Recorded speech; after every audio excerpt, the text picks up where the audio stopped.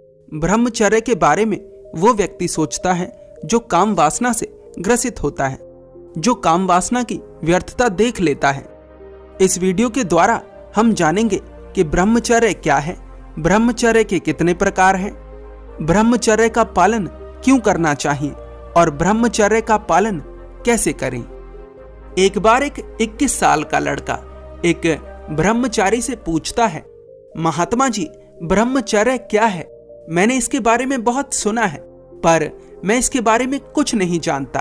क्या आप मुझे इसके बारे में कुछ बता सकते हैं? वे महात्मा कहते हैं, अवश्य। ब्रह्मचर्य 2 शब्दों से मिलकर बना है। ब्रह्म का अर्थ होता है परम आत्मा और चर्य का मतलब होता है विचरना।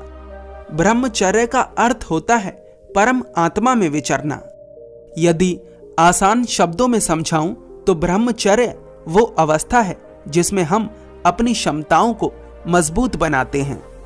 जैसे एक ब्रह्मचारी अग्नि के समान तेजस्वी होता है, बलवान होता है, एकाग्र होता है और भी उसके भीतर मजबूत अवस्था में बहुत सारे गुण होते हैं।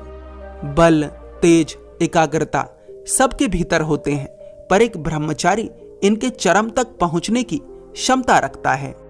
अब साइंस के दृष्टिकोण से समझते हैं कि ब्रह्मचर्य क्या है। साइंस कहती है, celibacy is the practice of not having sex. It is a absolute freedom from sexual desires and thoughts. It is the total control of all the senses in thought, word and deeds. Hindi में समझिए, ब्रह्मचर्य काम वासना में लिप्त ना होने का अभ्यास है, जो कि यौन इच्छा और विचारों से पूर्णतः स्वतंत्र है। इसके द्वारा हम अपनी 5 इंद्रियों पर काबू रख पाते हैं। तरुण उन ब्रह्मचारी से पूछता है, आचार्य, ब्रह्मचर्य के पालन करने के पीछे का कारण क्या है? वे ब्रह्मचारी कहते हैं, ब्रह्मचर्य पालन करने के पीछे 2 कारण हो सकते हैं। पहला, वैराग्य यानी सर्वोत्तम लक्ष्य। दूसरा, संसारी लक्ष्य या छोटे लक्ष्य। एक सन्यासी ब्रह्मचर्य का पालन वैराग्य के कारण करता है। उसका लक्ष्य आत्मज्ञान होता है और ब्रह्मचर्य उसकी यात्रा में उसका सहायक बनता है।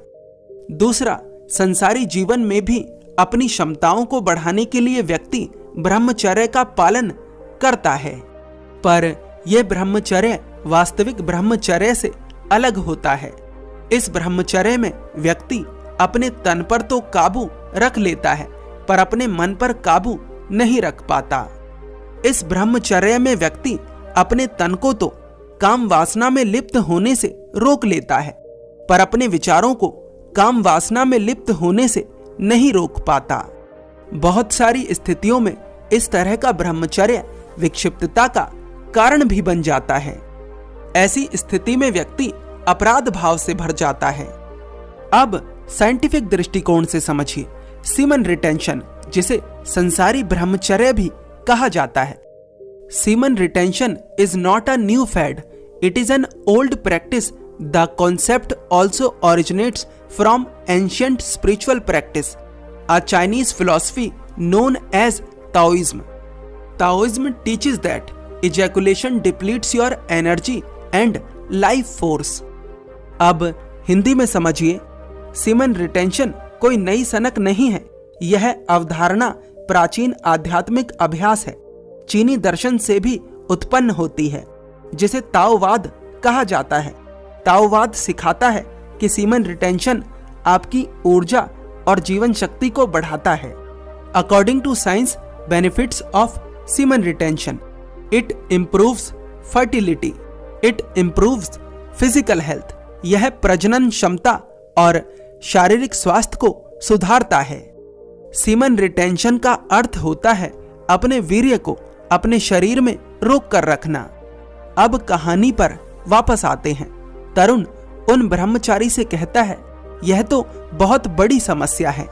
अगर कोई व्यक्ति बिना सही जानकारी या फिर मार्गदर्शन के कोई अभ्यास करता है और उसका परिणाम गलत पाता है और फिर अपराध भाव से भर जाता है, तो ये तो जीवन को नर्क बना लेने जैसा है।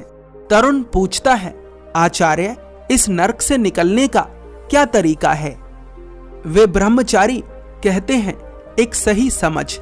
न काम वासना बुरी है, न ब्रह्मचर्य बुरा है। अगर कुछ बुरा है तो ना समझी। काम वासना सृजन के लिए आवश्यक है। बिना काम वासना के जीवन नष्ट हो जाएगा और ब्रह्मचर्य जीवन की अन्य संभावनाओं को सत्य बनाने के लिए आवश्यक है। मनुष्य के शरीर में 7 चक्र होते हैं।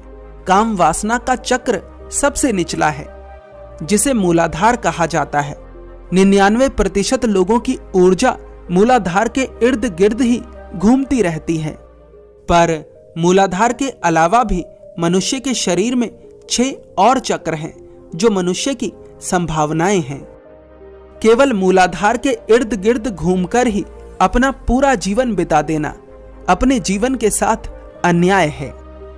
ब्रह्मचर्य मनुष्य की सहायता करता है उसके मूलाधार से उसकी ऊर्जा को ऊपरी चक्रों तक ले जाने में। तरुण पूछता है, आचार्य, ब्रह्मचर्य के पालन करने का आसान तरीका क्या है? वे ब्रह्मचारी कहते हैं, 5 बातें आवश्यक हैं। सात्विक भोजन, सात्विक संगति, योग, संयम और ध्यान। सात्विक भोजन से तन में गंदगी नहीं भरेगी। सात्विक संगति से मन में गंदगी नहीं भरेगी। संयम के द्वारा तुम मार्ग से भटकोगे नहीं। योग के द्वारा तन की गंदगी साफ होगी और ध्यान के द्वारा मन की गंदगी साफ होगी। इस तरह से ब्रह्मचर्य का पालन होगा और अनगिनत संभावनाओं के द्वार खुलेंगे। तरुण कहता है, धन्यवाद आचार्य, मेरी समझ को बेहतर बनाने के लिए।